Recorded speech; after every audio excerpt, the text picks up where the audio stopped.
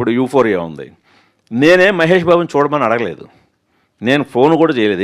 ఎప్పుడు కూడా నా కెరీర్లో ఎప్పుడు ఒకరిని ఆబ్లిగేట్కి వచ్చేయండి.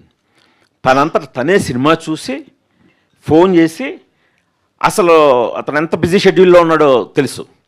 సో ఎంతసేపు మాట్లాడాడంటే, అసలు ఏంటి సార్ ఈ సినిమా ఏంటి, ఇది నాకు కనకవర్షమే. ఒక ఒక ఒక కమర్షియల్ సూపర్ స్టార్, కనకవర్షం గురిపించే ఒక సూపర్ స్టార్కి నచ్చింది.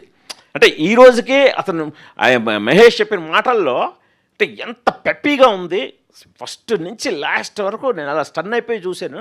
ఇంత బిజీ షెడ్యూల్లో కూడా నాకు దొరికిందే ఆదివారం, జస్ట్ ఫ్రైడే రిలీజ్ అయింది, సండే చూశాడు.